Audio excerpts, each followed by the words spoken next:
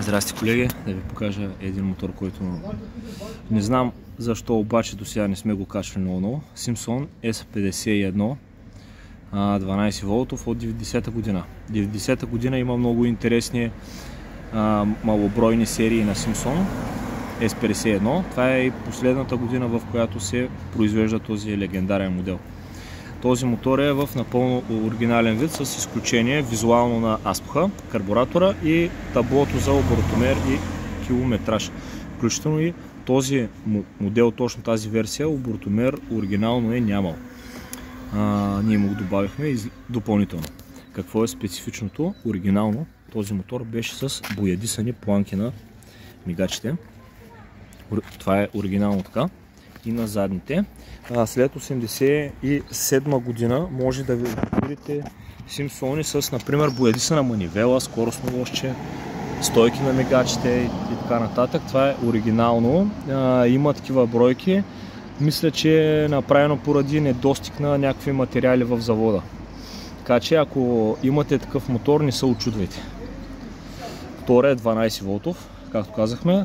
Този специално е направен на 60 кубика 4 канала. Доста върви мотора. Ходихме с него миналата година заедно с този ендурото червеното до Сливен.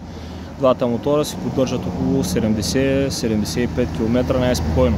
Като този поради по-голямото натоварване все пак е по-малко кубици, дари по-голям разход от 70 кубиковия. Което се е напълно нормално. Малките двигатели се тварят повече. Затова хората скачат от 600 кубика мотори нагоре. Ние пътуваме с много литрашки. Да го запалим, да видим ще работи ли този мотор. Логично е да работи.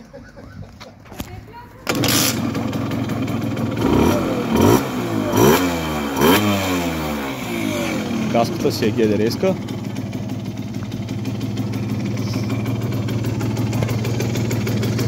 Много тип звук, разбира се. Този тип амортисьори, не се лъжа, 84-та или 5-та година се въвеждат за първи път с първите модели с електронно запалване. И то се такъв, разбира се, и има такива амортисьори.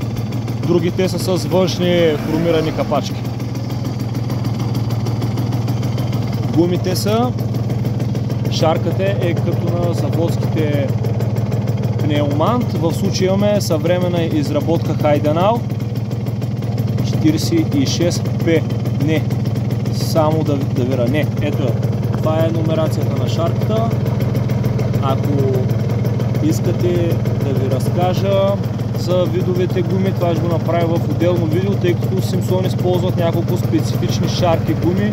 MZ също може да направим отделно видео за това нещо.